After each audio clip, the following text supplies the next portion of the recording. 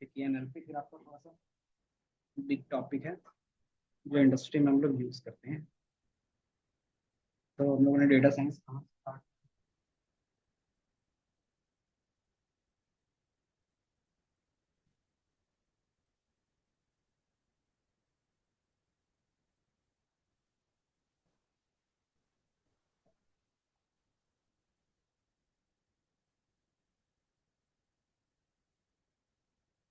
Data science journey कहाँ से start हुआ था आप लोग का कोर्स पे? एक्सेल से। फिर एक्सेल हमारा बेसिक था। ठीक है था बट आप लोग का अपने एक्सेल से स्टार्ट किया था क्योंकि साइंस के मैनुअली कर रहे थे। तो रिपोर्ट करना है आपको डैशबोर्ड बनाना से स्टार्ट होगा। इस चीज़ पे आप लोग थोड़ा सा एग्जामिनर पार्ट में देखा डेटाबेस में कहाँ से देखिए ये सारे डेटा कहाँ से आ रहे हैं। तो डेटा हमारे पास कहाँ से किस तरीके से ला रहा है मटेरियल रिसीव करके फिर एनालाइज भी यहीं पे करते हैं, है ना। इसका मतलब क्या है जब आपने इसको विजुलाइज करना सीखा समझ गया क्या है विजुलाइज करना सीखा सारी चीजें। जब इसके बाद फिर हम लोगों ने देखा कि अगर आपको कोड में करना हो यहाँ पे हमने पाइथन से किया था। लेकिन दूसरी खरीदना भी चीज हम लोग कर इसके क्या था इस टूल का आपको नॉलेज होना चाहिए और जितने बेसिक कॉन्सेप्ट है वो आपको पता होना चाहिए, है ना। अगर कोई बोले कि एक ही साल क्या रखा नॉर्मल जिस तरीके से आप बोलते हैं जैसे आपके पास डेटा रखा हुआ है अगर आप बोलो क्या मुझे कैटेगरी वाइज सेल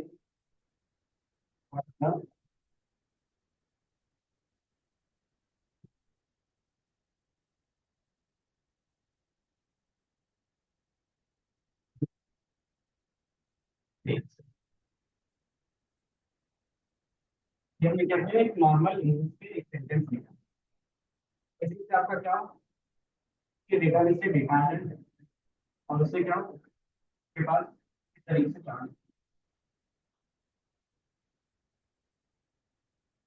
तो आपको ये मार्केट में इन चीजों को करने की जरूरत पड़ेगी। ऐसा नहीं कि आप कितना सारा काम करते हो हमने सिर्फ वही काम एक इंग्लिश क्वेश्चन के लिए या फिर अपना जो नॉर्मल लैंग्वेज यूज करते हैं कैनवस पे बना सकते हैं वो फिर प्रीफर किसको करनी है इसको ठीक है। लेकिन उसकी जो दूसरी रहेगी उसको मैनिपुलेट करना चाहिए या फिर ये किस तरीके से निकाल के दिया वो आपको इंटरप्रेट करना पड़ेगा। यहाँ पे क्या चीजें रहेगी किस स्टेप वाइज रहेगी आपको चीजें पता होगी कैसे हुआ है लेकिन यहाँ पे स्टेप आपको नहीं पता। तो पहला आपका ये एडवांटेज ये रहा कि आप कोई भी बंदा इसको यूज कर है ना कभी आप एक कोई भी यूज कर सकते हैं इसको लिखा आना चाहिए क्योंकि इसके हमारा प्रॉम्प्ट होता है ये बोलते प्रॉम्प्ट नहीं है। तो ये जितना अच्छे से लिखोगे आंसर उतने अच्छे से आएगा पहला ये।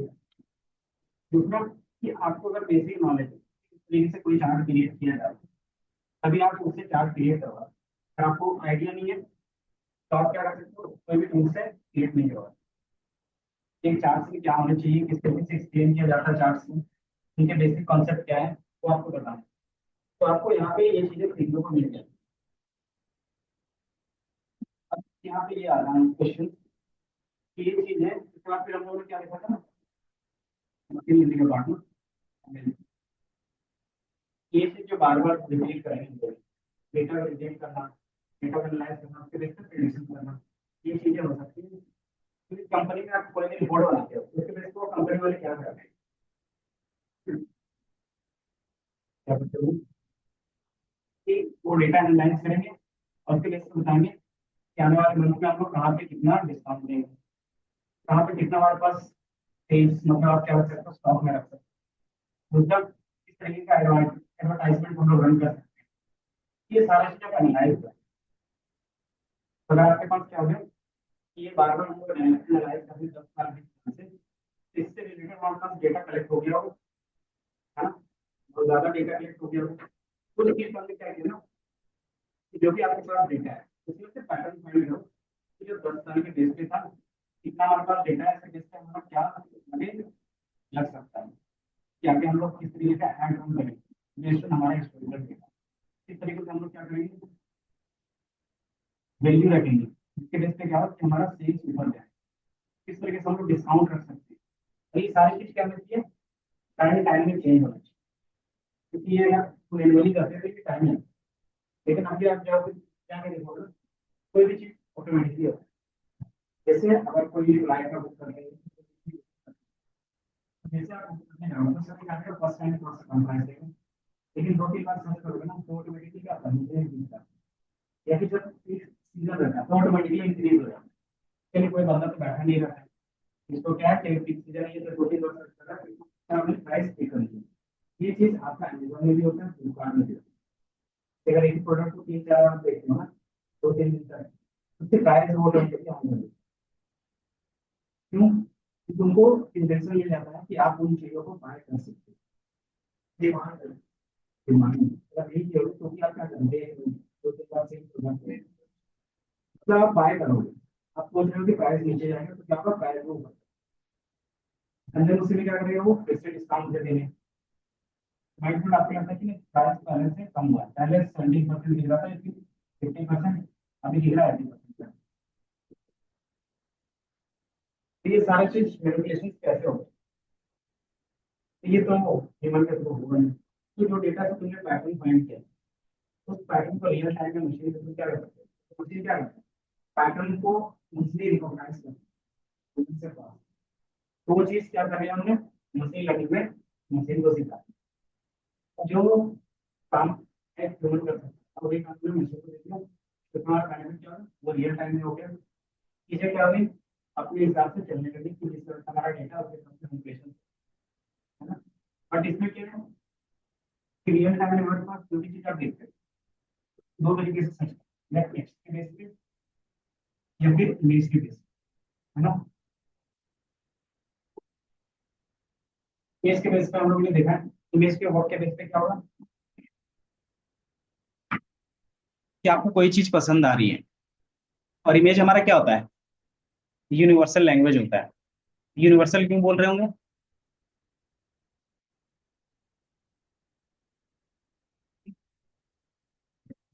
यूनिवर्सल होता है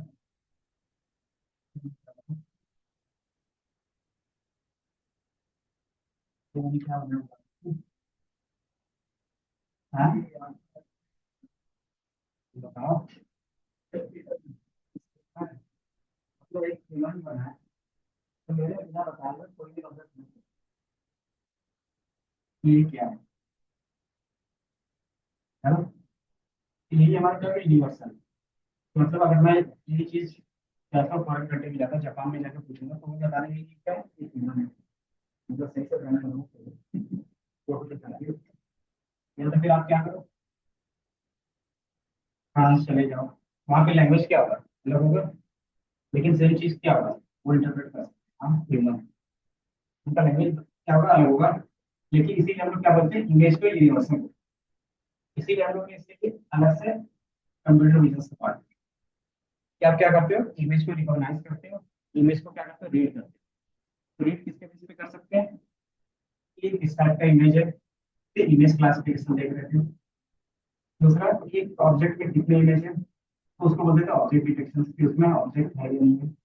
तीसरा इसमें जो भी ऑब्जेक्ट है वो दूसरे ऑब्जेक्ट से कितना दूर है, तो हम लोग क्या करते थे सेगमेंटेशन यूज करते थे, क्योंकि वो ऑब्जेक्ट पहले क्या रिकॉग्नाइज करेगा तभी ना डिफरेंस निकाल पाए, तो ये सेगमेंटेशन होता था। फिर क्या मान लो मैं एक और बना देता हूँ,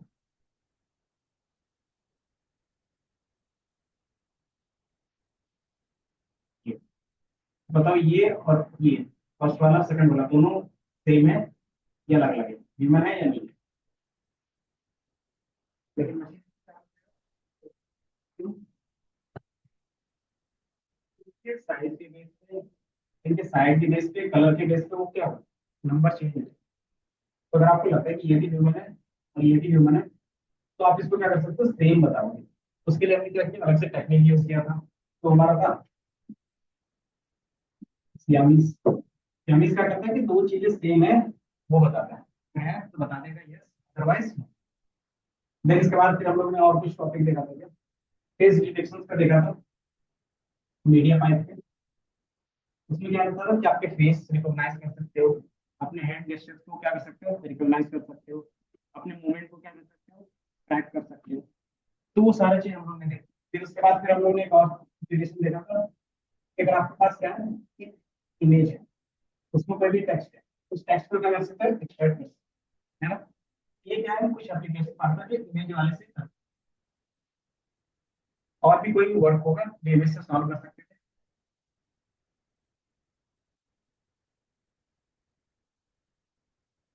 हेल्थ केयर में फॉर्म फिलिंग, कंप्यूटर विजन से और भी हमें प्रोजेक्ट बनाना चाहे तो क्या क्या प्रोजेक्ट हो सकता है।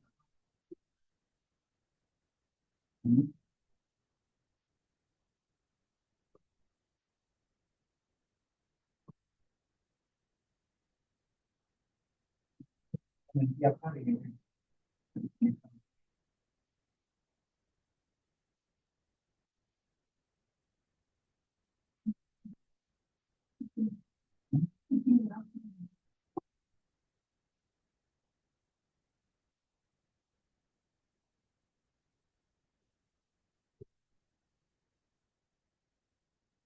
ऑब्जेक्ट डिटेक्शन का क्या क्या प्रोजेक्ट बन सकता है।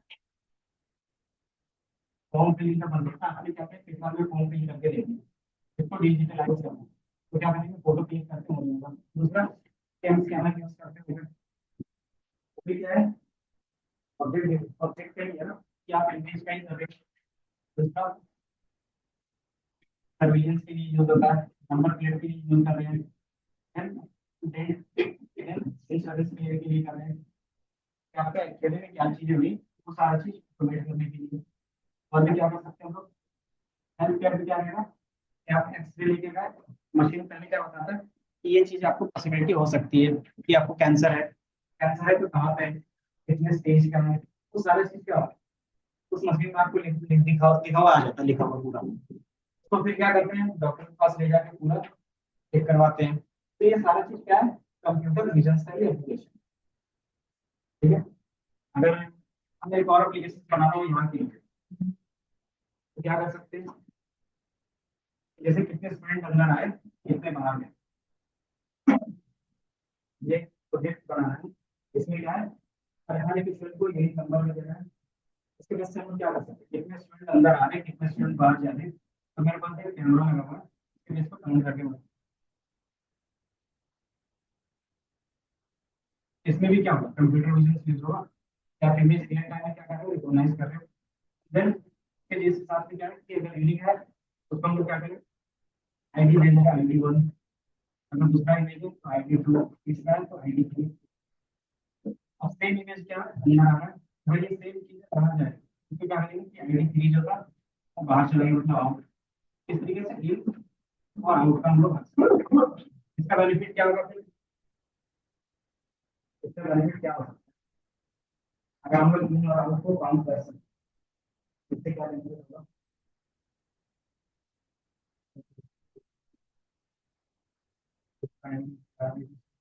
और इससे कभी कभी हमारे पास क्या होता है, जैसे ये फैक्ट्री के बेस पे करें, आपके पास बहुत बड़ा फैक्ट्री है, उसमें क्या रहेगा कि कितने लोग आए, कितने लोग गए, आपको एक काउंट मिल जाएगा, है ना। इससे क्या होगा कि जब भी आप फैक्ट्री क्लोज करोगे, आपको पता चल जाएगा कि कोई भी बंदा अभी अंदर नहीं है। अगर है तो क्या कर सकते हो, आप सर्च कर सकते हो चलिए कितने हैं, कितने अंदर बाहर है। तो इस तरीके का प्रोजेक्ट आपका क्या रहता है, रियल टाइम का रहता है। दूसरा, कि हर एक आईडी के बेस पर आप क्या कर सकते हो, उसका नेम रख सकते हो, ताकि क्या हो, पता चल सके वो बंदा कौन है। तो आपको फेस डिटेक्शन करने का काम क्या होगा, नेसेसरी नहीं है। फेस डिटेक्शन के लिए क्या चाहिए, पूरा फेस आना चाहिए। और प्लस जब ट्रेनिंग दोगे तो उसका क्या होना चाहिए, इमेज भी आना चाहिए आपके पास। तो उसमें कॉस्ट बहुत ज्यादा चल जाए, तो हम लोग क्या करते हैं कि पूरा बॉडी के बेस पे ही क्या करते हैं, ट्रेनिंग काम, उसकी बॉडी, क्योंकि एक बंदा क्या होगा, अलग अलग बॉडी पोस्चर होगा, अलग तरीके से चलना होगा, अलग तरीके से उनका गेस्चर होगा। क्या होंगे, अगर ऑफिस है वर्कर वाले में क्या रहता है, सेम कलर के क्लोथ रहते हैं, कपड़े रहते हैं, ड्रेस रहते हैं, तो उसमें क्या है कि चलो ये सिस्टम को किसी और तरीके से बना लेंगे। लेकिन नॉर्मल इंस्टीट्यूट में या फिर कहीं पे भी क्या रहता है, सबके लिए अलग अलग रहते हैं। तो कुछ ना कुछ गेस्चर अलग रहेगा, तो क्या करेगा ऑटोमेटिकली जो ऑब्जेक्ट फाइंड करके उसको क्या देगा, अपना एक नंबर दे सकता है। तो ये सी चीजें क्या थी, कंप्यूटर विजन के बेस पे सॉल्व हो गई। तो हर एक चीज कंप्यूटर विजन के बेस पे सॉल्व किया जा सकता है। तो ऐसा प्रॉब्लम बनाओ जो कंप्यूटर के बेस पे सॉल्व नहीं किया, मतलब ये इमेज के बेस पे सॉल्व नहीं किया।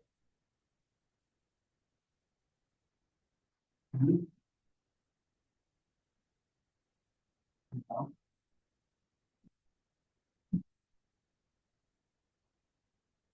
कुछ ऐसा है प्रॉब्लम जो इमेज से सॉल्व नहीं किया जा सकता।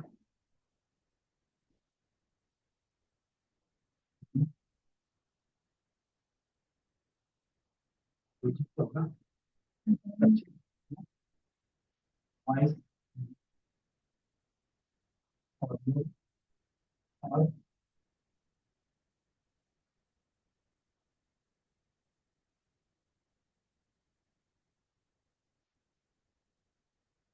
क्या होगा, एक वॉइस से रिलेटेड सॉल्व नहीं कर सकती इमेज में। दूसरा सेंटीमेंट, इसमें कुछ हद तक होगा कि आप सैड हो हैप्पी हो, लेकिन सेम वर्ड बोल रहे हैं। ठीक है वाला सीन में क्या सेम वर्ड बोल रहे हैं, तो सबका अलग अलग मीनिंग रहता है। लेकिन वो क्या समझेगा, अगर यहाँ पर टेक्स्ट इमेज की बात करें, सेम समझ में आएगा। इमेज के बेस में कैसे सेम आएगा, थोड़ा सा अलग हो सकता है। क्या चीज, कि अगर आप सारी चीजें हैप्पी बोल रहे हो तो क्या समझेगा कि आप हैप्पी हो, लेकिन हैप्पी में भी क्या रहता है, मतलब अलग अलग तरीके से रहता है ना। कि आपको टोन से पता चल जाता है तो कौन सचमुच खुश है, कौन बना के खुश है, और कौन क्या है, जबरदस्ती वाला, और एक एक्चुअल होता है ना, और एक बहुत खुश। वो सारी चीजें आपको क्या होगा, उसके टोन के बेस पे पता चलेगा, जो इमेज में हम लोग सॉल्व नहीं कर सकते। तो उसको बोलते हैं हम लोग ह्यूमन लैंग्वेज। वो चीजें ह्यूमन लैंग्वेज में क्या क्या चीजें रहती है।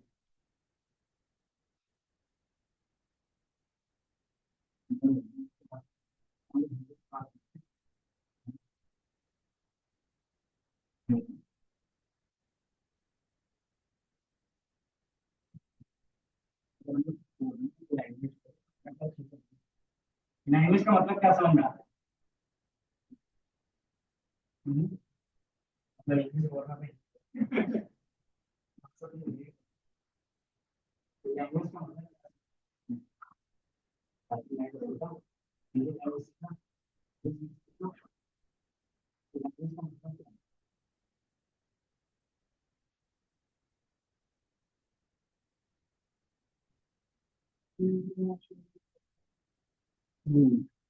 और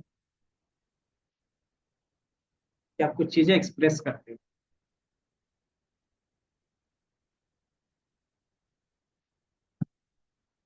जब आप एक्सप्रेस करते हो तो क्या क्या चीजें इसमें रहेगी,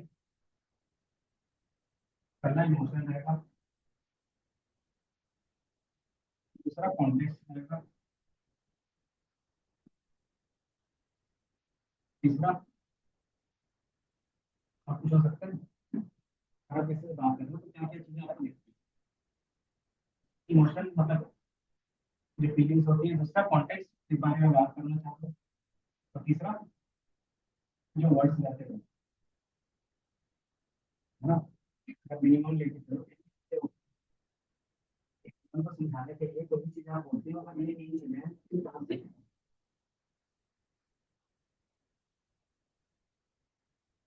क्या करते हैं आप।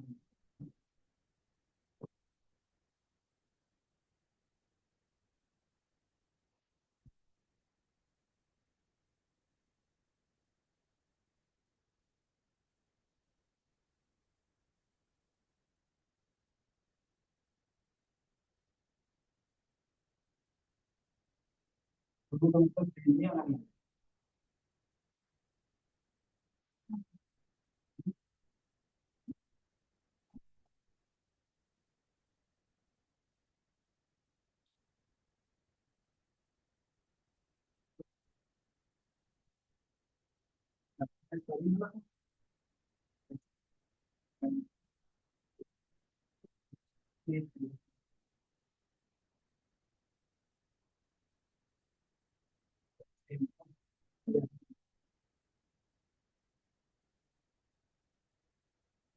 और लैंग्वेज में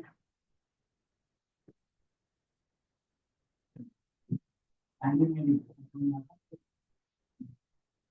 नहीं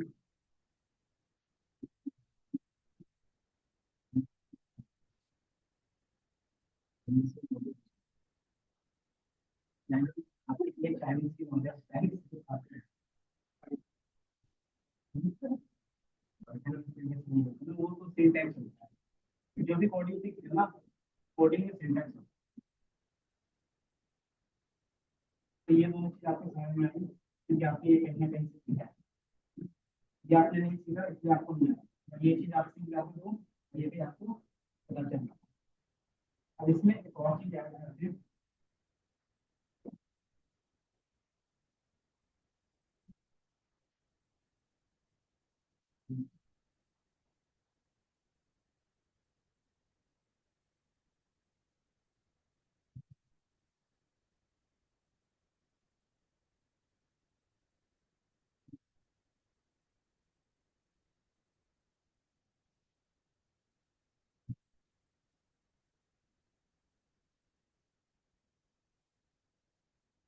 मैंने इसको क्या सीख किया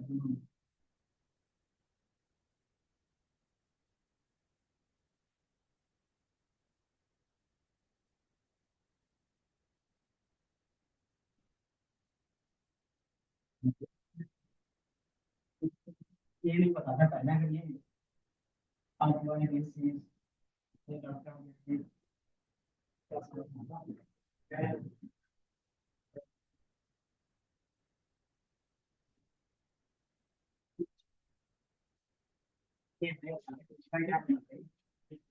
फिर आप बोलते कि रियलाइज करके बताओ है ना ये चीजें क्या होगी इसमें क्या होता है कॉन्टेक्स्ट होता है इसके बाद क्या चीजें यूज होनी चाहिए वो हम लोग सीखते हैं बचपन से है ना अगर ये चीज एक सीक्वेंस में ना हो तो हम लोग क्या हम लोग भी खुद नहीं सीखते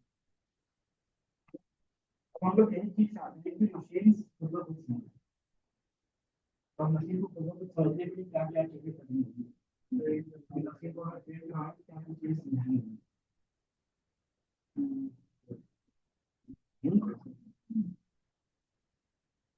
क्या क्या चीज समझानी है इतनी चीज बताया वही चीज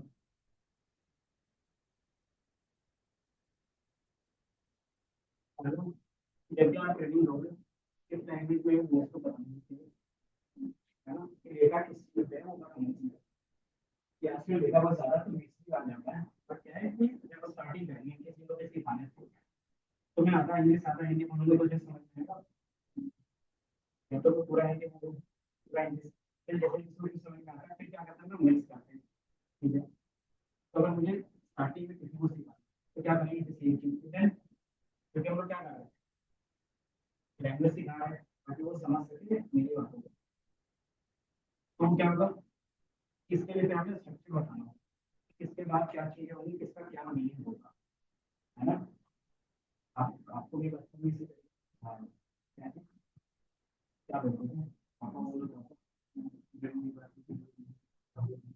तो वो आपको क्या ट्रेन किया जा रहा था बचपन से आप फेल हुए कितने साल लगे 3 4 साल क्या हमारा क्या माइंड खुद ब खुद सीखता भी है इसलिए ये भी मशीन क्या खुद से नहीं तो वहाँ पे क्या सारी चीजों से सिखानी पड़ती है ये जो है आपको लगता है कि मशीन को क्या क्या चीजें सिखानी पड़ती है पहला इस वर्ड का क्या मीनिंग है ये सिखाना पड़ता दूसरा उनका सीक्वेंस कैसा होना चाहिए इसके बाद क्या आएगा तो क्या मीनिंग होगा क्योंकि सेम वर्ड का अलग अलग तरीके से यूज करें जैसे मैं इसी का क्या यूज करता हूँ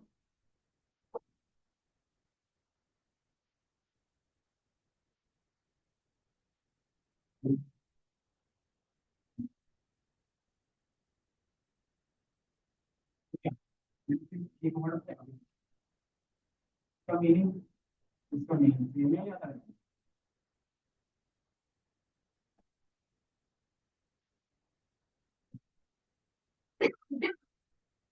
in this word, this word,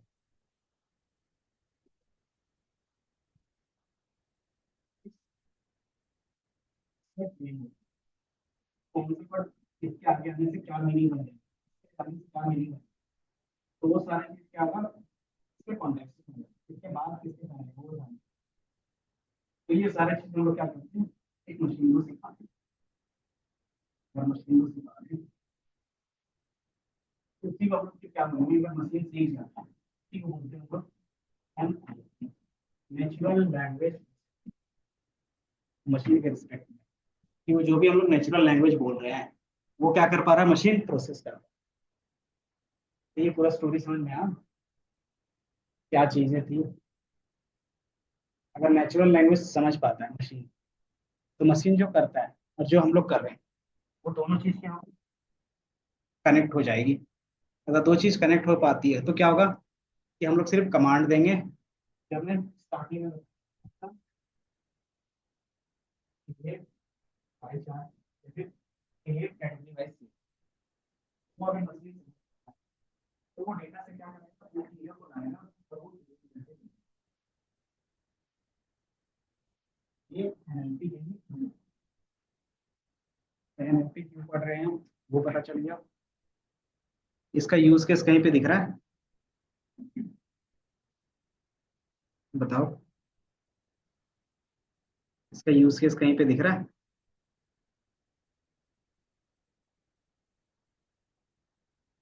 NLP का यूज केस अंजलि बताओ, एनएलपी का यूज केस कहीं पे दिख रहा है आजकल, नेचुरल लैंग्वेज प्रोसेसिंग का।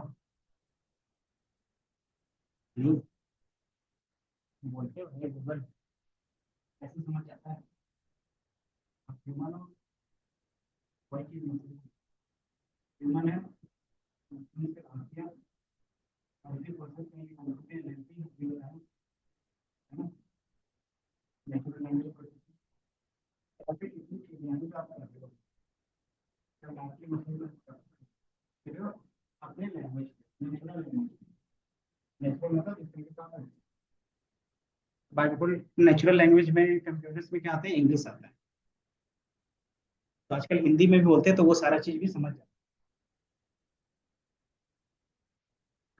तो और क्या क्या एग्जांपल है बताओ, एक मैंने बता दिया, अलीशा बताओ आप, एग्जांपल्स यूज तो कर रहे हो डेली लाइफ में फिर भी, जैसे and,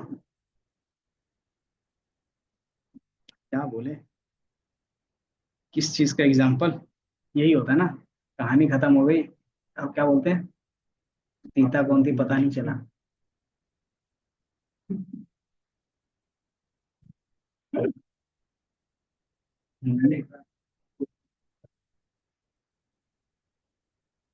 यूट्यूब यूज करते हो, कभी कभी कमेंट उसका पढ़ के देखते हो, तो कहीं पे हिंदी का भी, इंग्लिश किसी का, चाइनीज किसी का, स्पेनिश लिखा हुआ रहता है, जैसे आप क्लिक करते हो तो वो ट्रांसलेट करके देता है ना, तो वो सारा चीज क्या है, तो वही सारा चीज आपका क्या है, एनएलपी का ही तो पार्ट है।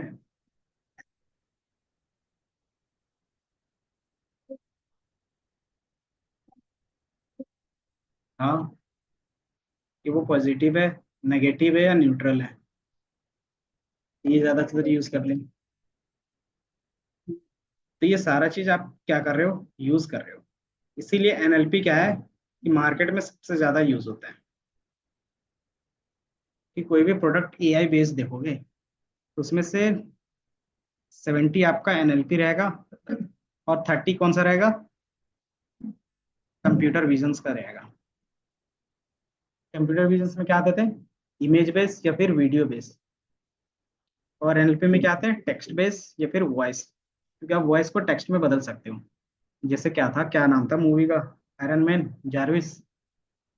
तो वो भी क्या है हमारा, उसको बनाना ही सीख जाओगे यहाँ पे भी एनएलपी में, कि आप जो भी चीजें करते हो तो वो सारा चीज क्या है, टेक्स्ट बेस्ड था। उसका खुद का एआई था, तो उसको उन्हें अच्छे से ट्रेन किया होगा। तो मैंने सिर्फ 2 सेंटेंस बोला।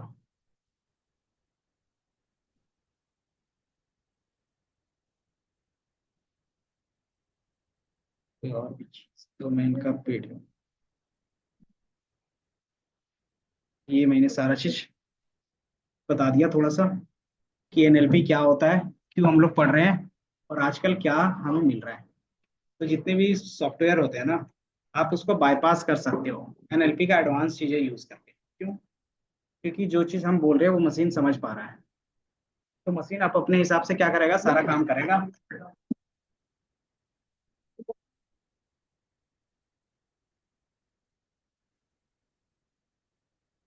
इससे क्या होता है, आपने मशीन को बोल दिया कि जितने भी हमारे पास एक महीने का रिपोर्ट है वो बना के दे दो, और रिपोर्ट में हमारे पास क्या क्या होना चाहिए, पर प्रीवियस ईयर का सेल क्या है, उसमें से हमारा करंट मंथ का सेल क्या चल रहा है, हमारे पास कहाँ कहाँ पे लॉस हुए हैं, वो सारा चीज़ क्या करो, मुझे बता दो। तो वो चीज़ अगर मशीन को समझ में आ रहा है, तो मशीन क्या करेगा, तो वो डेटाबेस से वो सारी चीज़ें रिट्रीव करके आपको दे देगा ऑटोमेटिकली। तो आपने चैट जीपीटी में एक्सेल फाइल डाला होगा और उसमें से क्वेश्चन पूछोगे तो उसके हिसाब से क्या करता था, फॉर्मूला बना के दे देता था। असाइनमेंट सॉल्व किया है इसी तरीके से। तो जो भी चीज़ आप बाय डिफॉल्ट यूज कर रहे थे, वो हमारा क्या था, नेचुरल लैंग्वेज था। तो इसमें हमने एआई का कंपोनेंट में मशीन लर्निंग देखा, कंप्यूटर विजन्स देखा, और एनएलपी दिखेंगे। इसके बाद फिर आपका लास्ट पार्ट आता है रोबोटिक्स का, जो हम लोग का पार्ट नहीं है, बट रोबोटिक्स में क्या होता होगा। हर्ष बताओ, रोबोटिक्स में क्या होता है। हम्म। इसमें आपको क्या है, एज ए ह्यूमन की तरह वो बात करना सीख गया, लेकिन उसके पास क्या है, सिर्फ ब्रेन है, उसकी बॉडी नहीं है। अगर उसको अगर बॉडी दे दें, तो वही हमारा क्या बन जाएगा, रोबोटिक्स बन जाएगा। और वही हमारा क्या बनेगा, रोबोट 2.0 है।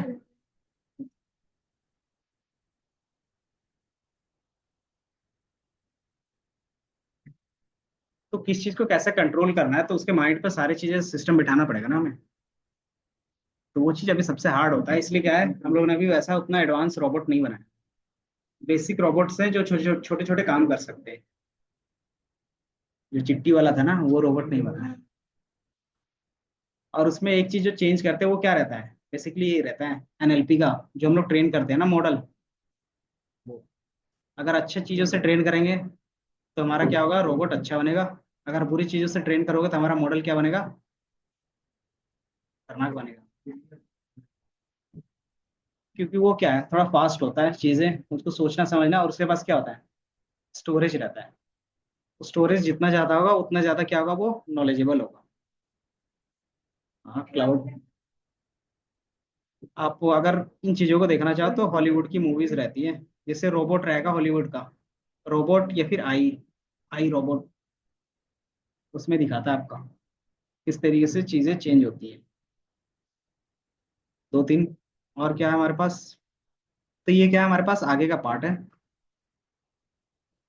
अब इसमें से हम लोगों ने अभी तक क्या क्या देखा है। हम्म, बताओ। क्योंकि ये सारी चीजें ना, एनएलपी इन्हीं चीजों से रिलेटेड रहेगी जो अभी तक पढ़ चुके हो।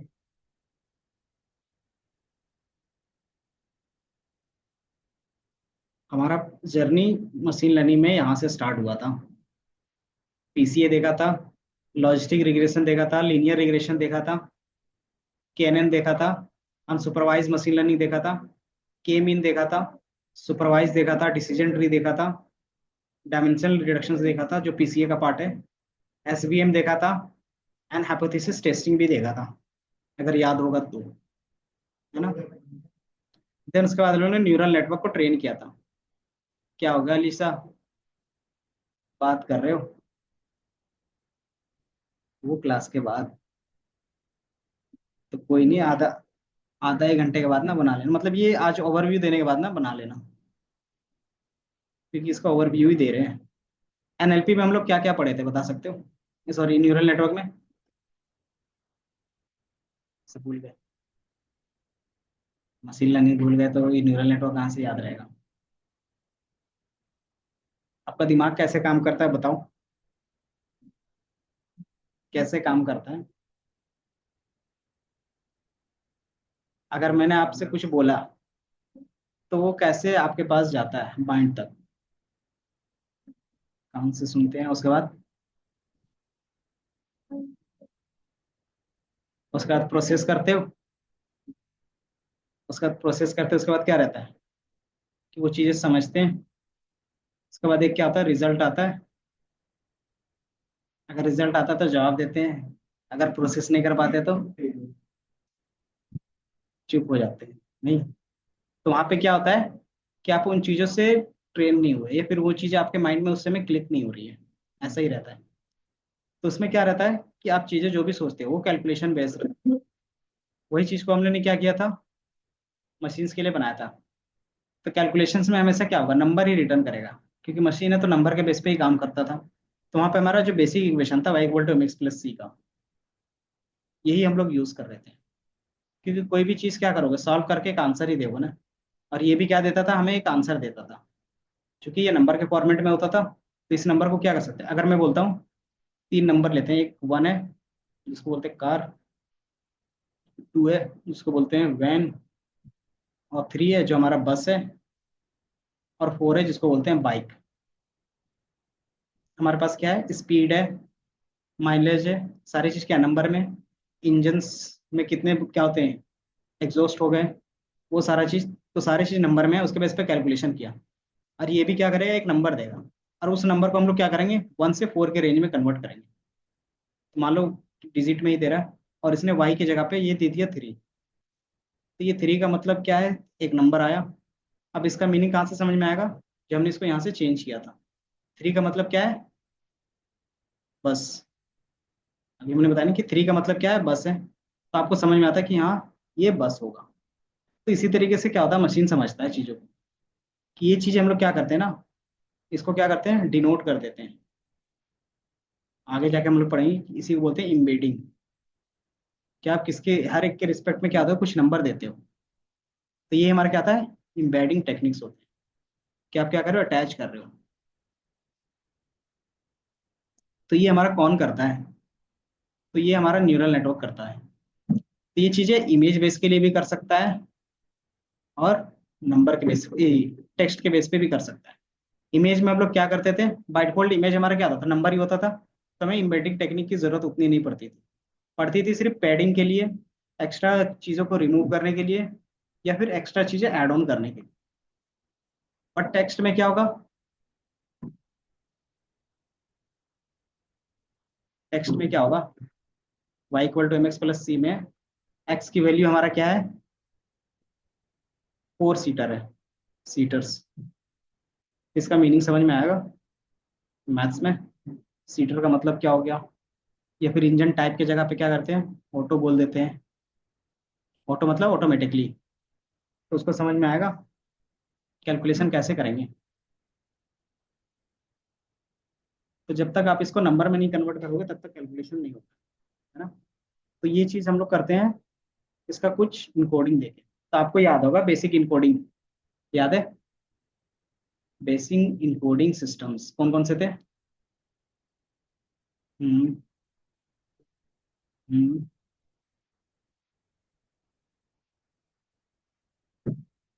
लेबल इनकोडिंग, और एक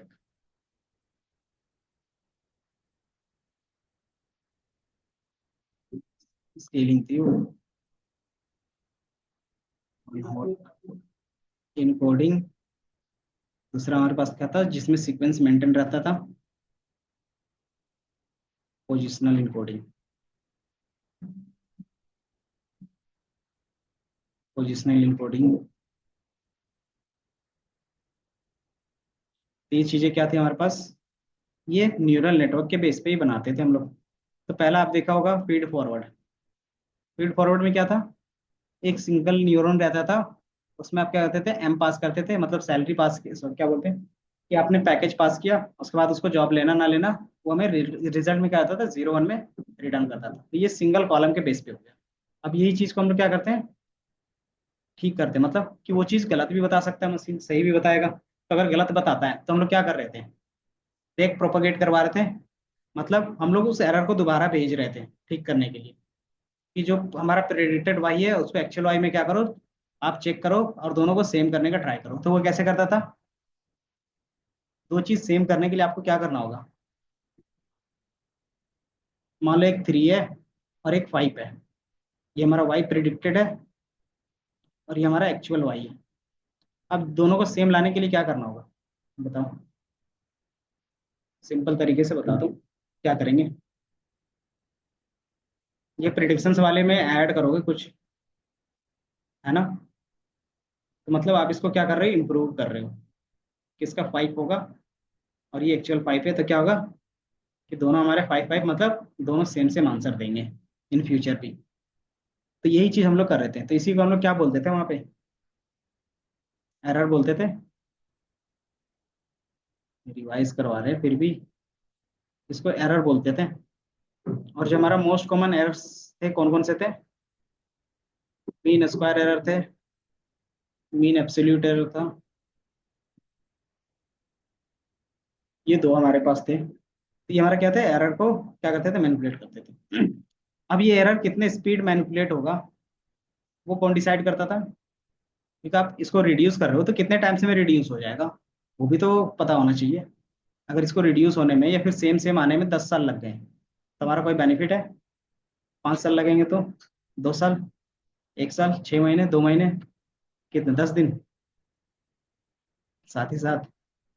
तो डिपेंड करता है कि आपके पास डेटा कितना है और बिजनेस प्रॉब्लम क्या है। तो बाय डिफॉल्ट ये टाइम कम लगे वो आप चाहते हो, तो वो पॉसिबल कहाँ से था, उसके लिए हम लोग ग्रेडियंट डिसेंट का यूज कर रहे हैं, याद है। तो वो ग्रेडियंट डिसेंट क्या करता था कि जो एरर था, तो आपका एरर कहाँ पे मिनिमम आ सकता था वो फाइंड करके देता था, है ना। और उसी चीज को क्या करते थे हम लोग, ग्रेडियंट डिसेंट्स, और उसी में हमारे पास आता था ऑप्टिमाइजर्स, जो न्यूरल नेटवर्क में हम लोग ने देखा था। तो इसमें से फीड फॉरवर्ड देखा था, बेसिक न्यूरल स्ट्रक्चर देखा था, बैक प्रोपगेशन देखा था, और ये अलग अलग चीजें। ये हमने क्या देखा था, बेसिक देखा था न्यूरल नेटवर्क का, और एक ये भी देखा था फीड फॉरवर्ड, ये थी। ये चीजें क्या, अलग अलग एल्गोरिदम के। अच्छा, मल्टी लेयर का भी देखा था। इतना हमने देखा था, इसके बाद हमारे पास क्या था कि जो स्ट्रक्चर मार्केट में यूज हो रहे हैं जिसका पॉपुलैरिटी बहुत ज्यादा थी, वो सारा चीज पर हम लोग देख रहे थे। तो उसमें से हम लोगों ने एक ही देखा अभी तक, कौन सा देखा है, CNN देखा था, कॉन्वोल्यूशनल न्यूरल नेटवर्क। इसमें क्या था, इसमें दो चीजें यूज होती थी अगर याद होगा, क्या क्या, कर्नाल बोलते थे, याद है, फिल्टर्स, फिल्टर्स ऐड करते थे, दूसरा पूलिंग ऐड करते थे डेटा को सॉर्ट करने के लिए। दो चीजें यूज करते थे, जो क्या था, इमेज के लिए बेस्ट होता था, कि अगर आपके पास क्या है, इमेज बड़ा है तो उसको कैसे रिड्यूस करके आप 1 या 2 नंबर में ला सकते हो, या फिर सिंगल प्लेटर में ला सकते थे। तो वो हमारा हेल्प करता था कौन, फिल्टर। फिल्टर का काम क्या होता था कि एक्चुअली में कहाँ पे हमारा सोर्स है, मतलब डेटा कहाँ पे है, सोर्स जहाँ पे होगा वो क्या करेगा, उस चीजों को ज्यादा फोकस करेगा, और उसके अलावा जितनी भी चीजें रहेंगी वो क्या करता था, नेग्लेक्ट करता था। तो फिल्टर करता था। अब उसके बेस पे इस फिल्टर को क्या करना रहता था, हमें सॉर्ट करना रहता था, कि जितने हमारे पास क्या है, 28 बाई 28 का डेटा है, 28 रोज एंड कॉलम है। इसको आपको क्या बताना है कि ये कार है या नहीं है। तो आपको एक ही वैल्यू में क्या करना है, पुट करना है ना पूरे मैट्रिक्स को। तो इस पूरे मैट्रिक्स को धीरे धीरे आप क्या करोगे, सॉर्ट करोगे, सॉर्ट करोगे, प्लस उसमें जो वैल्यू है वो भी क्या आना चाहिए, साथ ही साथ उसमें से एक्सट्रैक्ट होते हुए आना चाहिए। तो वो एक्सट्रैक्ट करता था फिल्टर्स। और मैक्स पूलिंग, अगर याद होगा तो मैक्स पूलिंग था, एवरेज पूलिंग था, वो क्या करता था, उसमें से हम लोग 2 बाई 2 का या फिर 3 बाई 3 का अपने हिसाब से कुछ भी का पूलिंग लगाते थे। और उसमें से जो मैक्स वैल्यू रहता था, मैक्स पूलिंग में क्या था, जो उसमें से मैक्स वैल्यू रहेगा वो एक्सट्रैक्ट करके दे देगा। अगर आप 2 बाई 2 का मैक्स पूलिंग बना रहे हो और आपके पास क्या 28 बाई 28 का है, तो हमारे पास कितने का आएगा रिजल्ट में, अगर मान लो आपके पास इस तरीके से 8 बॉक्स हैं, ठीक है, 1 2 3 4, 4x4 का हमने बनाया है ताकि आपको अच्छे से समझा सके। अब इसमें से हमने क्या किया, 2x2 का लगाया है। ऐसे कितने होंगे, और इसमें क्या होता था, स्टेप होता था, स्ट्राइड जिसको बोलते थे। स्ट्राइड क्या होता था कि ये जो ब्लैक वाला है वो शिफ्टिंग कितने का करेगा, जिसको स्लाइडिंग विंडो बोलेंगे, कि ये जो हमारा विंडो है वो कितने से क्या होगा, आगे बढ़ेगा। अगर एक रखते हैं तो क्या था, बाय डिफॉल्ट यहाँ से फिर स्टार्ट करता, इस तरीके से यहाँ पे आगे जाता, देन अगेन ये यहाँ से स्टार्ट होता, ये आगे जाता, है ना। इसको बोलते थे स्लाइडिंग विंडो का कॉन्सेप्ट, जिसको स्ट्राइड बोलते थे। अगर आप स्ट्राइड 1 रखते हैं तो क्या होगा, ये 3 बार जाता, 1 2 3, तो यहाँ पे 3 वैल्यू देता और यहाँ पे भी 3 वैल्यू देता, तरीके से 1 2 3। तो ये कितने का बन गया फिर,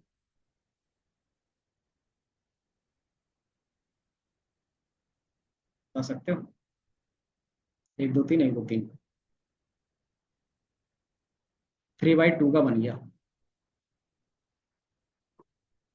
पहले कितने का था, 4x4 का था, अब 3x2 का बन गया। अब इसको क्या कर सकते हैं, इसी तरह से रिड्यूस करके क्या कर सकते हैं, एक फ्लैटन बना सकते हैं, और उसको क्या करेंगे, y = mx + c पे डाल देंगे, तो हमको सिंगल वैल्यू मिल जाएगा। और इस सिंगल वैल्यू को हम लोग क्या करते थे, अगर प्रोबेबिलिटी के बेस पे चाहिए तो किस में लगते थे, कौन सा एक्टिवेशन फंक्शन था, सिग्मोइड लगाते थे, तो 0 से 1 के बीच में हमारा वैल्यू कन्वर्ट हो जाता था। अगर वो क्या है कि 1 के आसपास है तो उसको कार बोल देंगे, अगर वो 0 के आसपास है तो उसको बोलेंगे ये कार नहीं है। बस ये इतना ही सिंपल लॉजिक होता था। इन चीज़ों में क्या होता था, जो कैलकुलेशंस में और किस तरीके से चीज़ें हो रही है वो आपको समझना पड़ेगा। बट लॉजिक क्या है, सिर्फ इतना ही है। CNN का लॉजिक इतना है, अब चीज़ें किस तरीके से यूज होती है, किस तरीके से कैलकुलेशन होता है, वो मैथ्स का पार्ट होता है। तो ये हमने यहाँ पे क्या देखा था, CNN में देखा था। एंड CNN में हमारे पास क्या था, स्पेशल आर्किटेक्चर्स भी थे, याद होगा तो। CNN का स्पेशल आर्किटेक्चर कौन कौन से थे, जो मार्केट में अभी यूज कर रहे हो, या फिर हमने बनाया भी था। रेसनेट का यूज किया था, एप्लीकेशन मैंने दिखाया था केरास में, एक एप्लीकेशन दिखाया था जिसमें VGG 16 करके भी आ रहा था एक, याद होगा तो, है ना? तो ये सारी चीजें क्या थे, प्री ट्रेन मॉडल था। और इसी को हम लोग क्या बोलते हैं, ये चीज पहले से क्या है, ट्रेन है। आपको सिर्फ क्या करना है, उसको थोड़ा सा डेटा डालना है और उसको मैनिपुलेट करना है। तो वही हमारा क्या कॉन्सेप्ट था, प्री ट्रेनिंग का कॉन्सेप्ट था, है ना। उसको हम लोग बोलते थे ट्रांसफर लर्निंग, कि जो चीजें पहले से चीजें सिखाई गई है उसको क्या कर रहे हो, आप ट्रांसफर कर रहे हो सेम वर्क के लिए। तो ये हमारा ट्रांसफर लर्निंग का कॉन्सेप्ट था। ट्रांसफर लर्निंग का कॉन्सेप्ट क्यों जरूरी है, हाँ, टाइम बचाने के लिए, जो आप लोग के साथ होता है अभी, जो बोलते हैं ना फ्रेशर्स को जॉब क्यों नहीं मिलती, क्यों नहीं मिलती।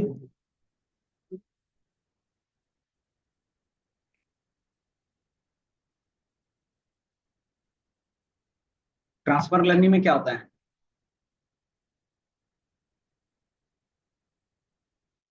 अभी अलीसा कौन से फेज पे है, ट्रांसफर लर्निंग वाले फेज पे है या फिर स्क्रैच से सिखाया जा रहा है, न्यूरल नेटवर्क बनाया जा रहा है। अरे स्क्रैच से बना रहे हैं ना उसको, ट्रेनिंग पीरियड में है ना। और अभी आप लोग क्या है, ट्रेनिंग पीरियड में भी नहीं है। तो ये आप लोग का ट्रांसफर क्या है, लर्निंग नहीं हो रहा है। तो जॉब मार्केट किस तरीके से चलती है, कि आपको सारी चीज़ें पहले से आती है, हम थोड़ा सा आपको अपना सॉफ्टवेयर सिखाएंगे एंड देन आप काम करना स्टार्ट कर दो। यही चल रहा है ना मार्केट में। बोलते हैं मुझे एक्सपीरियंस बंदा चाहिए, मतलब उसको क्या चाहिए, कोई एक मॉडल चाहिए, मतलब ट्रांसफर बंदा चाहिए जो उसको पहले से सारी चीज़ें आती हों, बेसिक्स इतना आता हो कि काम कर सके सिखाने के बाद। तो वही चीज़ हम लोग का ट्रांसफर लर्निंग होता है। हम क्या करते हैं, इसको आता है सारी चीज़ें, बट अगर हम लोग जो भी काम के लिए बताएंगे तो वो काम सीखने के बाद वो वही वही काम करेगा। तो वही हमारा ट्रांसफर लर्निंग करता था।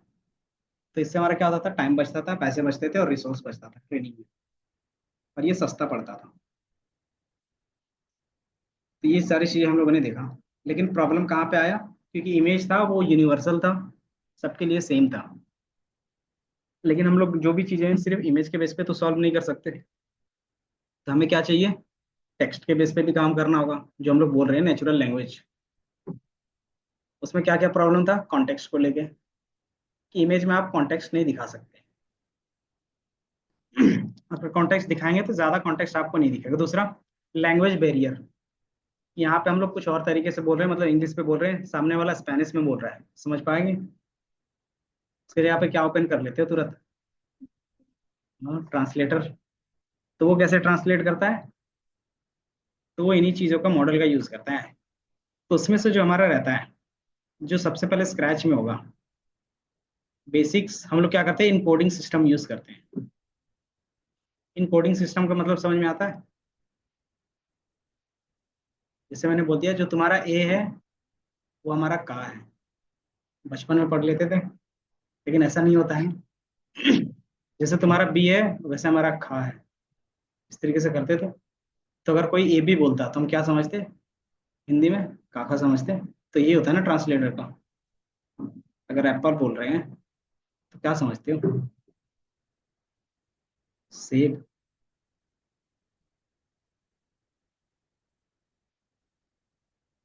ए एक्स सी बोलते हैं तो क्या समझते हो? कुल्हाड़ी। तो बताओ, इस तरीके से अगर यहाँ पे लैंग्वेज ट्रांसलेशन का यूज करना चाहें, इस तरीके से तो नहीं होगा ना।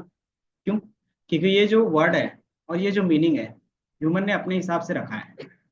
जो कन्वीनियंट लगा, जो पहले बोल दिया, वही क्या है, उसका मीनिंग हो गया। तो ये चीजें क्या है, प्री डिफाइन है। क्योंकि यहाँ पे भी ए है और यहाँ पे भी ए है, यहाँ पे भी लास्ट में ई है, यहाँ पे भी ई है। लेकिन क्या है, हिंदी में पूरी तरीके से चेंज है, कोई भी वर्ड नहीं मिल रहा है ना। तो हम लोग तो ये नहीं बोल सकते कि ये दोनों में रिलेशन है। लेकिन थोड़ा सा सिखाने के लिए, बचपन में क्या बोलते हैं कि जो उनका एबीसीडी होता है वो हमारा क्या है, काका होता है। तो वो चीज़ हमें स्टार्टिंग में यही चीज़ क्या कर रहे हो, कि जितना ज़्यादा वर्ड होगा उतना ज़्यादा क्या होगा, मीनिंग होंगे। और जितने ज़्यादा मीनिंग होंगे उतने ज़्यादा आप क्या करते हो, चीज़ें एक्सप्लोर कर सकते हो, मतलब और अच्छे से सेंटेंस में बता सकते हो। और यही प्रॉब्लम आती है हम लोग को, कि इंग्लिश सही से सीख नहीं पाते। क्यों? वोकेबलरी सही नहीं है, चीज़ें नहीं आती, सेंटेंस सही से नहीं बोल पाते।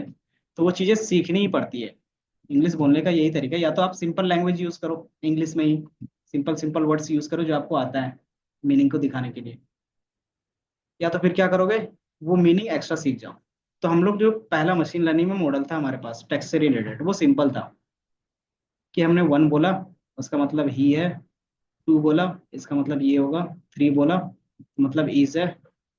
और फोर मतलब बॉय। तो ये नंबर मशीन के लिए हो गया और ये चीजें हमारे लिए हो गया। तो अगर मैं कहीं पे भी टू लिखता हूँ, उसका क्या मतलब हो जाएगा, इज, ये हमारा ए। अगर मैं कहीं पे फोर लिखता हूँ, उसका मतलब क्या हो गया, बॉय हो गया, है ना। तो यहाँ पे ये चीजें इस तरीके से समझा जाता था। लेकिन इसमें क्या होगा, ये नंबर है, जिस नंबर का वैल्यू ज्यादा होगा उसका वेटेज भी क्या होगा, ज्यादा होगा। तो वहां पे क्या होगा ना, इसको समझ लेते थे तो बॉय का कॉन्टेक्स्ट बहुत ज्यादा है। बट एक्चुअली में क्या होगा, हर एक चीज का कॉन्टेक्स्ट अपने हिसाब से क्या है, अलग अलग है। कि ही का कुछ क्या है, अलग रिस्पेक्ट होगा। इसका क्या अलग है, ए का अलग क्या है, बॉय का अलग है। तो हम लोग इसको ज्यादा बोल रहे हैं तो क्यों बोल रहे हैं, उसके पीछे का कोई सेंस है? तो यहाँ पे जाके वो क्या होता है, फेल हो जाता है। फिर आगे जाके हम लोग क्या करते हैं, सबका रेशियो निकालते हैं, कि जो जितने टाइम रिपीट्स हुआ उसका उतनी वैल्यू होगी, है ना।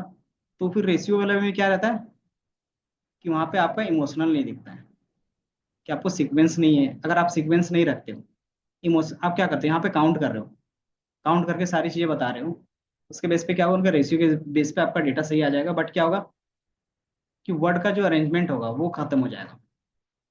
अगर वर्ड इधर उधर कर दिया तो मीनिंग का कोई मतलब निकलता है फिर?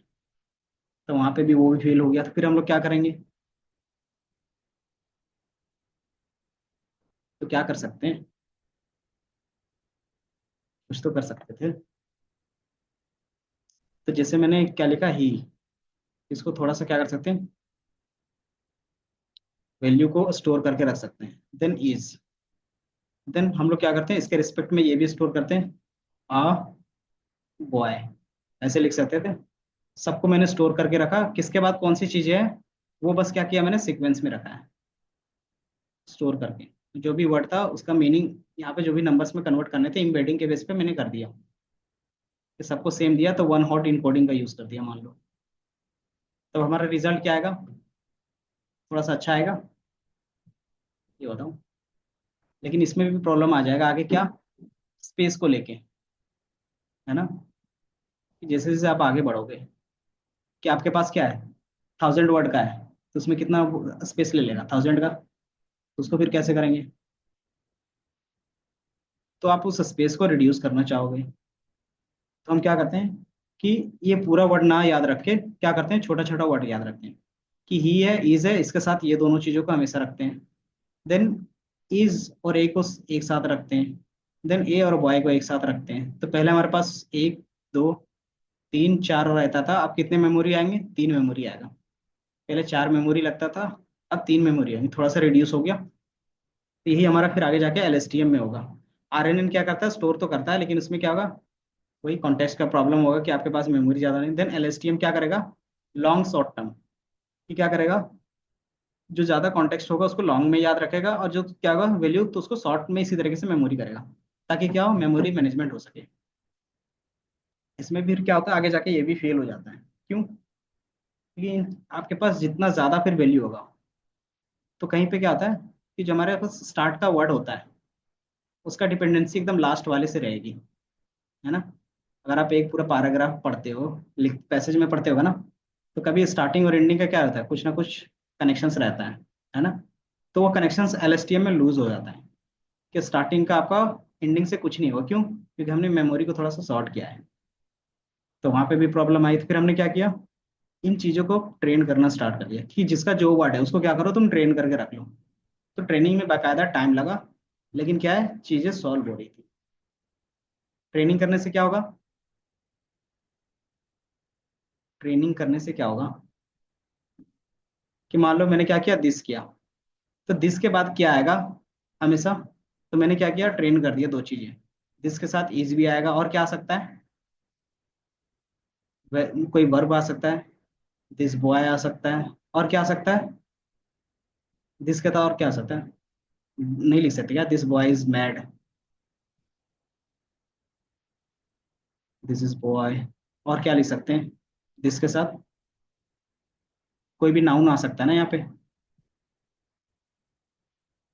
तो इस तरीके से हमने क्या किया है कि हमारे पास जितने भी डिक्शनरी थे सबको ला के ट्रेन कर दिया था कि दिस के साथ क्या क्या चीजें आएंगी, और उसकी क्या प्रोबेबिलिटी होगी। जिसकी प्रोबेबिलिटी सबसे ज्यादा होगा वो क्या होगा, ऑटोमेटिकली इसके साथ फेच हो जाएगा। तो जैसे आप आजकल लिखते हो थोड़ा सा, दिस इज, तो वैसे आपके पास कीबोर्ड में आ जाता है ना, कि आपको हिंट देता है। तो स्टार्टिंग आप यहीं से करते, तो ये हमारा क्या है, बेसिक आर्टिफिशियल न्यूरल नेटवर्क जो ट्रेन हुआ था वर्ड के बेस पे। तो ये ट्रेन हो गया हमारा पास, इससे क्या होगा, बेसिक्स काम होने लगे। इसमें क्या, आपके पास फिर क्या चाहिए, कॉर्पस चाहिए। कॉर्पस क्या होता है, डेटा, जो टेक्स्ट में हम लोग लेते हैं ना। तो टेक्स्ट में क्या, दिस के साथ क्या यही 2 ही वर्ड यूज होते होंगे, या फिर और भी वर्ड यूज होता होगा, कितने वर्ड होते होंगे यूज दिस के साथ, बहुत सारे। तो यही चीज हमारे पास फिर आता है ट्रांसफॉर्मर्स। ये क्या करता है कि आपके पास million of trillions of word है, उसको ट्रेन करते हो कॉन्टेक्स्ट में। तो इंटरनेट का जितना ज्यादा डेटा होगा उतना ज्यादा क्या होगा, ये अच्छे से ट्रेन होगा। तो यही रीजन है कि हमारे पास ट्रांसफॉर्मर आ गए, ऑटो इनकोडर डिकोडर्स उसी का पार्ट होते हैं। देन हमारे पास 2 होते हैं, जीपीटी और बर्ट का ऑप्शंस, वो जो हम लोग पढ़ते हैं। अब ये चीजें क्या हो गई, एडवांस हो गई। अब इसी के बेस पे क्या करते हैं हम लोग, जनरेटिव एआई पढ़ते हैं। जनरेटिव एआई में क्या हो गया कि अब जो टेक्स्ट को हमने ट्रेन किया था, उसको पता है कि किसके बाद क्या होना चाहिए, तो वो ऑटोमेटिकली क्या करेगा, जनरेट भी कर सकता है। तो ही पावर को हम लोग जनरेटिव एआई बोलते हैं। तो आपको ये कॉन्सेप्ट्स में डीप लर्निंग में, ट्रांसफॉर्मर्स में किस तरीके से गए, अगर क्यों गए, क्योंकि हमारे पास क्या था कि नंबर के बेस पे कर रहे थे, कहीं ना कुछ लूप होल आ ही रहा था बार बार। उस लूप होल को सॉल्व करने के लिए हमने क्या किया, न्यूरल नेटवर्क में उसको ट्रेन किया। तो न्यूरल नेटवर्क में क्या होता है कि जितना ज़्यादा ट्रेन होगा उतना ज़्यादा क्या होंगे, उसको पैटर्न मिलेगा, और जितना ज़्यादा पैटर्न होगा उसके पास, उतना ज़्यादा वो एक्यूरेसी दे सकता है। तो वही हमारा क्या होता है, ट्रांसफॉर्मर्स। तो इसमें एक्यूरेसी लाने के लिए हमारे पास क्या होना चाहिए, जिसके साथ कितनी चीज़ें यूज होंगी, कितना वर्ड उसके बाद होना चाहिए, वो चीज़ क्या करना होगा, हमें लाना पड़ेगा पूरे इंटरनेट से। वही चीज़ हम लोग चैट जीपीटी और बाकी मॉडल्स में यूज करते हैं। और यही हमारा फाइनल जो अभी चल रहा है वो है जनरेटिव एआई का। इसको बोलते हैं लार्ज लैंग्वेज मॉडल। इसको लार्ज क्यों बोल रहे हैं, क्योंकि हमने देखा ना कि कितना ज़्यादा डेटा ट्रेन करने के लिए लगा, सिर्फ दिस को आप ट्रेन कर रहे हो उसके लिए कितना सारा ऑप्शन हो सकता है। इसी तरीके से कितने वर्ड है इंग्लिश पे, बहुत सारे ना। तो उन चीज़ों को ट्रेन करने के लिए हमें क्या करो, बहुत ज़्यादा रिसोर्स, बहुत ज़्यादा डेटा, सारा चीज़ क्या लगेगा, लार्ज अमाउंट पे लगेगा। इसलिए हम लोग इसको बोलते हैं लार्ज लैंग्वेज मॉडल। आजकल क्या यूज होता है, very large language model, VLLM।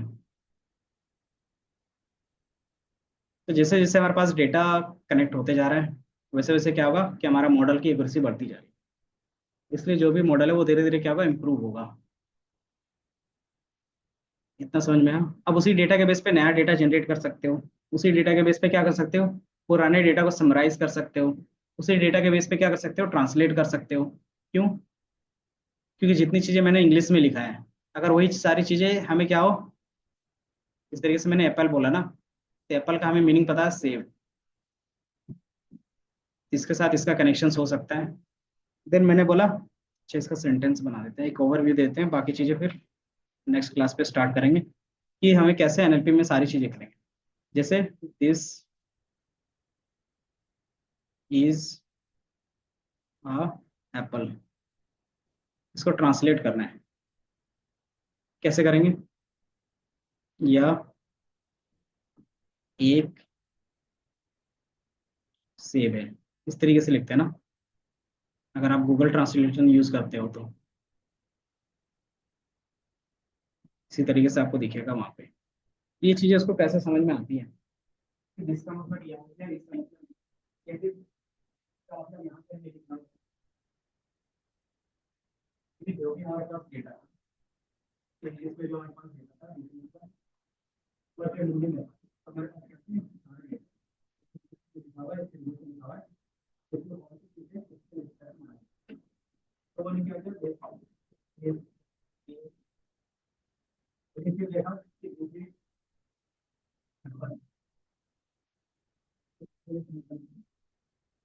क्या है,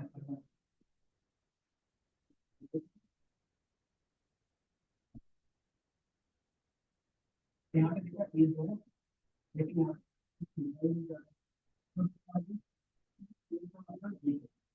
है ना, इसको क्या किया, चीजें ट्रेन होती है। तो इसकी वजह से हम लोग जितना ये डेटा डालेंगे उसके वजह से क्या होगा, हमारा रिजल्ट। तो इंटरनेट में जितना भी तरीके का ट्रांसलेशन था, सारा चीज क्या किया, गूगल ने यूज किया, देन अपना एक मॉडल बनाया जो आज आप यूज करें। और अभी भी क्या है, वो कंटिन्यूअस लर्निंग में है, तो वो चीज़ें आपके लिए इम्प्रूव होती है। तो पूरा जर्नी समझ में आया। तो ये हमारा NLP का पार्ट रहेगा। तो ये हमने बेसिक बताया कि इस तरीके से आप क्या करते हो, एज ए ह्यूमन आप हाँ हेलो करोगे तो मशीन क्या समझेगा, कुछ नंबर्स में ही आंसर समझेगा, एंड देन वो भी क्या करेगा, नंबर्स में कन्वर्ट करेगा। देन NLP हमारा क्या, बीच में एक मॉडल होगा, वो क्या करेगा, फिर इस तरीके से कंफर्म करेगा। देन इसमें क्या क्या चीजें इंक्लूड होगी, कंप्यूटर साइंस, क्योंकि कोडिंग के थ्रू ही कर रहे हैं, तो ये क्या होता है, कंप्यूटर को क्या कोड के थ्रू चीजें मैनिपुलेट कर सकते हैं ना। दूसरा ह्यूमन लैंग्वेज जो हमें और आपको समझ में आ रहा है। तीसरा AI का पार्ट, AI में क्या होगा, हमारे पास जो डीप लर्निंग का पार्ट होगा। इन तीनों का कॉम्बिनेशन मिलकर आपकी NLP बनी हुई है।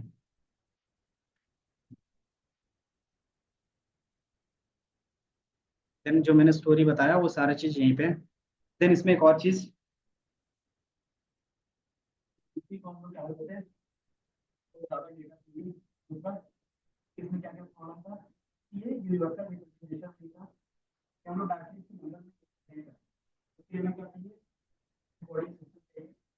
देन डायरेक्टली हमारे पास क्या है, मॉडलिंग नहीं कर सकते। मॉडलिंग का मतलब जैसे हमारे पास टेक्स्ट में हमें कुछ भी नहीं करने की जरूरत नहीं थी, इन बॉडी का इंग्लिश के, लेकिन टेक्स्ट में क्या होगा, ऐसा कुछ नहीं है, डायरेक्टली हम लोग इनकोडिंग कर ही नहीं सकते, मतलब डायरेक्टली मॉडल बना नहीं सकते, इनकोडिंग की जरूरत पड़ती है। और किस टाइप का प्रॉब्लम सॉल्व कर सकते हैं, पहला क्वेरी क्लासिफिकेशन का होगा, वो टेक्स्ट हमारा भी पॉजिटिव है नेगेटिव है, फिर क्या हम बोल सकते हैं कि वो इतना किस तरीके का है, कि वो वेरी बैड है, वो बैड, तो तरीके से एक्सपीरियंस हम क्या करते हैं, हमारे पास सेंटीमेंट एनालिसिस जो होती है, वो सारी चीज नेम इंडिकेट रिकॉग्निशन, इसमें क्या होगा कि कौन सा वर्ड क्या है, कौन सा वर्ड टाइम है, कौन सा वर्ड कि हमारे पास कौन सा किसी वर्ड से रिलेटेड है, कौन सा हमें आईडी से रिलेटेड है, कौन सा वर्ड किससे रिलेटेड है, क्या कर सकता है नेम इंग्रेडिएंट डिफरेंट जैसे कि वो फिर हमारे पास क्या है लैंग्वेज मॉडलिंग रहेगा। लैंग्वेज मॉडलिंग में क्या हम सॉल्व कर सकते हैं, वर्ड बना सकते हैं कि ऐसे बता सकते हैं, हम सब कहते हैं कि क्वेश्चन के आंसर चाहिए। दूसरा ट्रांसलेशन का जो यूज करते हो। तो चौथा नंबर पे है समराइज करने का। क्या कहते हो 100,000 का वर्ड देते हो उसको बोलते हो क्या करो 2-3 लाइन में कन्वर्ट करके समराइज करके दे दो। तो ये सारा चीज का इसका एप्लीकेशन। दूसरा नेक्स्ट वर्ड जनरेशन। क्या क्या करते हो कि सेंटेंस स्टार्ट करते हो लिखना, वो क्या करता है वर्ड बाय वर्ड आपको क्या होता है गाइड करते जाता है क्या चीजें आप लिख सकते हो। तो ये इसके क्या है बिजनेस प्रॉब्लम आप सॉल्व करते हैं। ये सारी चीजें हैं कि मैंने बताया क्या क्या चीजें करोगे। देन हमारे पास क्या है इससे पहले एनएलपी पढ़ने के लिए आपके पास क्या होना चाहिए बेसिक। आपके पास आर्टिफिशियल न्यूरल नेटवर्क क्या होते हैं और पेट्रोल क्या होते हैं क्या होगा और ग्रेडियंट डिस्ट्रीब्यूशन क्या है। आपके पास क्या होना चाहिए ओवरव्यू। तो न्यूरल नेटवर्क आपको पता ही होगा इसमें क्या होता है इक्वेशन बनता है यही हमारा क्या होता है न्यूरल नेटवर्क का बेस। इसी बेस पे आगे जाकर हम क्या करेंगे कुछ टेक्नोलॉजीज होंगी जो आगे जाकर डिस्कस करेंगे क्या होता है कॉन्टेक्स्ट क्या होता है क्या होता है। डॉक्यूमेंट बेसिकली होता है वर्ड जो भी आप टेक्स्ट बोल रहे हैं जैसे हम लोग उसको बोलते हैं वर्ड डॉक्यूमेंट। कॉर्पस क्या होता है कलेक्शन डिक्शनरी बोल सकते हैं। आपके पास क्या रहेगा कि हेल्थ केयर से अलग से रिलेटेड जानने के ट्रांसलेट का अलग अलग टोकन क्या आता है सिंगल सिंगल जो टेक्स्ट होता है एक सिंगल सिंगल सेंटेंस होता है तो होता है टोकन एक सेंटेंस है तो सेंटेंस टोकन तो वर्ड है तो वर्ड टोकन बोलेंगे। क्या मतलब वोकेबुलरी क्या है यूनिक कॉर्पस है तो यूनिक डेटा है सारी चीजें टेक्स्ट के बेस पे प्रॉब्लम ये सबसे पहला प्रॉब्लम आएगा कि टेक्स्ट में तो नंबर में देन उसका हमारा नंबर को कन्वर्ट करना है मॉडल टेक्स्ट के रिलेटेड टाइप बनाएंगे तो वो जो नंबर का मीनिंग हो अलग होगा। फिर हमारे पास टेक्स्ट को कन्वर्ट करने के लिए एम्बेडिंग मेथड है। पहला रहेगा प्रेडिक्शन के बेस पे कि कौन से वर्ड का क्या प्रेडिक्शन कर सकता है दूसरा फ्रीक्वेंसी कौन कितने टाइम रिपीट करता है। एम्बेडिंग का मैंने बताया क्या होता है कि कोई भी डेटा हो उसको वन डायमेंशन का रिप्रेजेंट करता है कैसे कर सकते हैं वो भी हम देखेंगे। देन उसमें से कुछ मेथड प्रेडिक्शन में होगा पीओडब्ल्यू मतलब ग्रामर ऑफ वर्ड्स। इसमें क्या होगा वर्ड का प्लेसमेंट कि आपके पास पहले से वर्ड का प्लेसमेंट होगा उसका यूज कर सकते हैं इसको आप मैट्रिक्स से पाएंगे। लेकिन पीएलआईडी होगा इसमें क्या होगा फ्रीक्वेंसी के बेस पे होगा किसकी फ्रीक्वेंसी ज्यादा आ रही है उसके बेस पे प्रायोरिटी देंगे। लेकिन इन दोनों का क्या होगा कुछ ना कुछ प्रॉब्लम है क्या क्लैरिटी का और कॉन्टेक्स्ट कि आपको क्या होगा कॉन्टेक्स्ट नहीं मिलेगा कभी। तो हम लोग क्या करते हैं ये डिस्कशन चल रहा है डेटा साइंस और एनालिटिक्स में जो क्या होता है लैंग्वेज को रीड करते हैं उसको बोलते हैं लिंग्विस्टिक्स। उन दोनों ने क्या किया कुछ ना कुछ सॉल्यूशन निकाला। वो सॉल्यूशन हमारा क्या था वर्ड टू वेल इसमें क्या किया आर्टिफिशियल न्यूरल नेटवर्क बनाया और उसके बेस पे अलग अलग क्या किया पहले से मॉडल बनाया तो क्या करेगा वर्ड को प्रेडिक्ट करेगा कि कौन से वर्ड के बाद क्या चीजें आएंगी वो हमने बना दिया। उसमें हमारे पास दो टाइप के रहते हैं एक सी बोर्ड रहता है और ग्राम वो मतलब कंटिन्यूअस बैकग्राउंड वर्ड।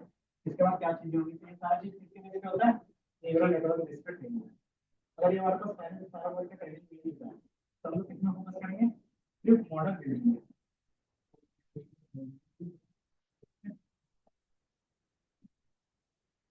ये चीज क्या है आगे जाके ट्रेनिंग क्या है ये बेस मॉडल है इसके बेस पे आप क्या करते हैं क्योंकि ज्यादातर कर नहीं पाते ठीक। ये सिंपल था उसमें सिंपल प्रॉब्लम आ रही है हमने फिर क्या किया सीक्वेंशियल मॉडल का यूज किया। इसके बाद क्या चीजें होंगी वो हमने फिर क्या किया आरएनए का कॉन्सेप्ट लाया। ये जो हमारा था वो सिंपली क्या था आर्टिफिशियल न्यूरल नेटवर्क था इसके स्पेशल कौन सा है आरएनए में कि हम लोगों ने एएमएल के बेस पर मॉडल तो बनाया था लेकिन वो क्या है फेल हो रहा था हर जगह पे काम नहीं कर रहा।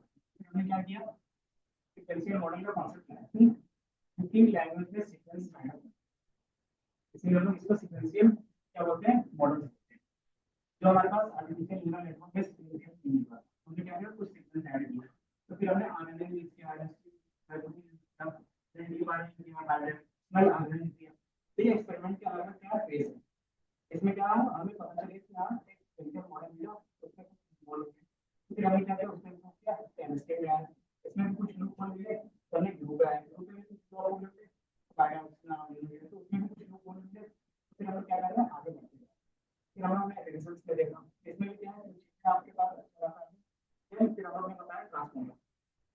गया फाइनल मॉडल ये चल रहा है। फिर ट्रांसफॉर्मर हमने देखा, ट्रांसफॉर्मर में क्या क्या चीजें ऐड ऑन है, वो सारी चीजें अलग अलग लेयर है। देन फिर आप क्या करते हो, ट्रांसफॉर्मर पढ़े उसके बाद फिर आपके पास क्या आता है, जेनेरेटिव एलिमेंट। तो क्या करते हो, लाके टेक्स्ट लिखते हो, आंसर आ जाता है, हम लोग क्या बोलते हैं, प्रॉम्प्ट इंजीनियरिंग बोलते हैं। इसके बाद फिर आपके पास क्या था, एलिमेंट सारे लैंग्वेज मॉडल आपके लिए। देन अभी जो लेटेस्ट में आता है उसको बोलते हैं एजेंट एलिमेंट। कि आप क्या करते हो, सिर्फ एजेंट बनाते हो, किसी काम के लिए एक करके एआई को ट्रेन कर दिया, अब वो काम सारा संभाल लेगा, आपको करने की जरूरत है। अब इसके लिए हम लोग लाइब्रेरी को यूज करते हैं, हमारे पास क्या है, एनएलटीके है, स्पाइसी है, और दोनों में हमारे पास ये पहले से यूज करते हैं, पहला टेंसरफ्लो और दूसरा केरास, दो चीज यूज करेंगे साथ ही। देन ये आपके कोर्स करिकुलम में सिलेबस में वो हमने डाल दिया, इंट्रोडक्शन टेक्स्ट की प्रोसेसिंग। देन हमारे पास क्या है, क्या टेक्स्ट को कैसे प्रॉब्लम कैसे सॉल्व करनी है, देन सेंटीमेंट एनालिसिस कैसे करेंगे, सेंशियल मॉडल कौन कौन से हैं वो, देन ट्रांसफॉर्मेशन में कौन कौन से मॉडल होंगे, इस तरीके से देखेंगे। देन एक चैटबॉट बनाना है, ऐसा चैटबॉट बनाएंगे हमारे पास क्या है, ये टेक्नोलॉजी है इसके बेस पे बनाएंगे।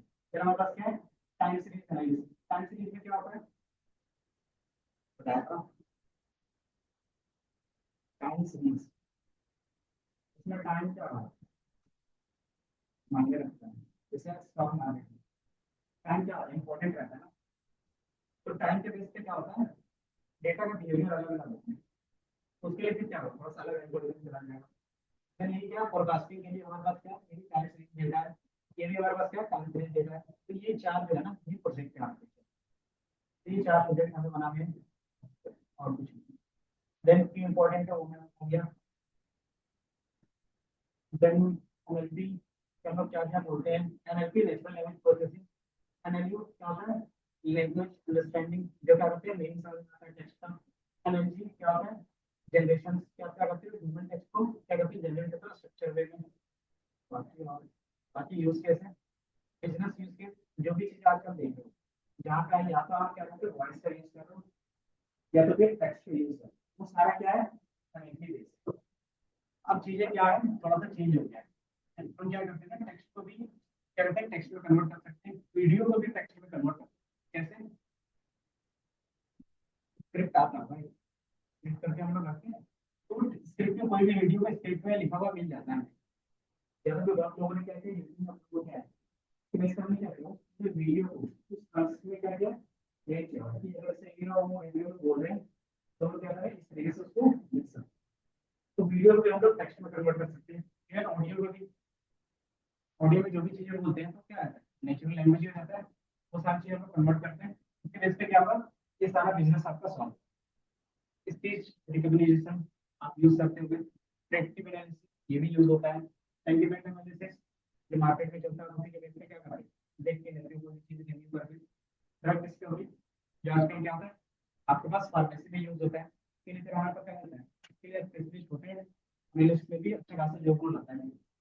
आप क्लिनिक के लिए ना, जो भी चीज बड़ी बड़ी फैक्ट्रीज है उसमें भी डेटा एनालिस्ट का अच्छा खासा होगा, लेकिन उसमें क्या है कि फार्मेसी का आपके पास नॉलेज होना चाहिए। देन हमारे पास क्या है, मेडिकल कोडिंग। मेडिकल कोडिंग ना, मेडिकल कोडिंग का मतलब क्या होता है,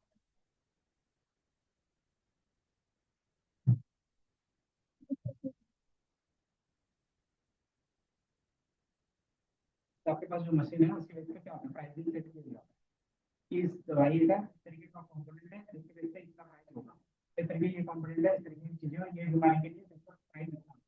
तो ये किसको मतलब पता होगा, सेल करता होगा, या फिर इसका एक पूरा क्या होता है किया, इसके बेस पे क्या हो सकता है, ट्रेनिंग कर सकते हैं। तो ज्यादातर ये हमारे ख्याल से हेल्थ केयर का है ना, इसलिए सारा चीज क्या है हेल्थ केयर के बेस पे। और चीजें क्या नहीं, और भी फील्ड में देख सकते हैं, चैटबॉट बना सकते हैं, सर्टिफिकेट ले सकते हो, वॉइस असिस्टेंट यूज करते हो, ट्रांसलेशन जो यूज कर रहे हो, टेक्स्ट एनालिसिस जो यूज कर रहे हो, पर्सनलाइज्ड रिकमेंडेशन कर रहा है वो आप यूज करते हैं। जैसे आप एक चीज सर्च करते हो, उसी के बेस पे क्या होता है, आपको सारा डेटा सब जगह नहीं मिलता है। तो ये क्या हो गया, एनएलपी का यूज केस हो गया। एनएलपी काम कैसे करते हैं वो मैंने बता दिया, क्लासिफिकेशन पहले किस तरीके से ट्रेनिंग की जाती थी, देन न्यूरल नेटवर्क से कैसे ट्रेन करते हैं, इसके वजह से हमारा क्या है, ये प्रॉब्लम सॉल्व होते हैं। कि जनरेटिव है एलएलएम के बीच का पार्ट हमारा क्या होता है, अलग हो गया, तो आजकल यूज कर रहे हैं। ये लोग कुछ अपने तरीके से यूज करना पड़ता है, इसलिए ताकि रिलेट कर पाए अपने रिजल्ट भी कर सके। दूसरा कि जब हमारे पास जनरेट हो रहा है, जनरेट का मतलब क्या होता है, न्यू डेटा कलेक्ट, ये जनरेटिव एआई का काम है। चीजें सेंटिमेंट है, ये बहुत, ये क्या है, उसका वर्क फ्लो है, कहाँ पर किस तरह से चीजें हैं वो मैंने बता दिया। चैटबॉट कैसे काम करता है, एनएलपी मशीन लर्निंग, ये क्या है, ओवरव्यू है कि स्टार्टिंग कहाँ से किया था, फिर एआई कहाँ पे आ रहा है, और उसमें एआई में एनएलपी कहाँ पे। तो क्या हो गया, ये दोनों का इंटीग्रेशन में हमारा क्या होता है, एआई का पार्ट होता है। आप इधर से एनएलपी लेके जाते हो, इधर से मशीन लर्निंग, देन वो हमारे क्या होता है, एक एआई प्लेटफॉर्म बनता है जिसका आप यूज करते हैं। टूल्स, टूल्स का मतलब जब हम यूज करेंगे तो हमारे पास मार्केट में बहुत सारे टूल्स हैं, जिसको हम यूज करेंगे वो एक एसी होगा और एक एनएलपी के होगा। पैकेट लर्न आप यूज कर रहे हो, एक एसपीसी यूज करोगे, एक एनएलपी के यूज करोगे, और एक जेएसपी यूज करोगे।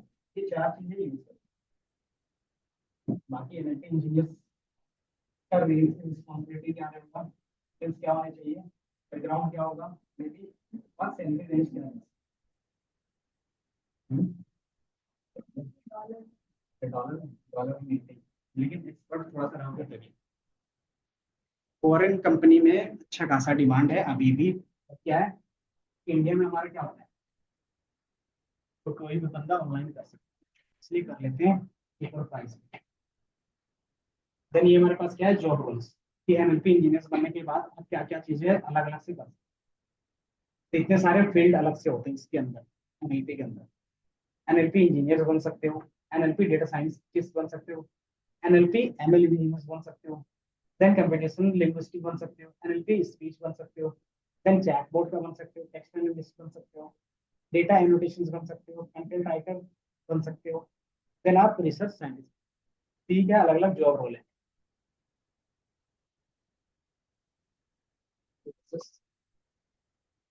तो ये आपको पता चला, तो इतना सारा चीज आपका एनएलपी में आएगा।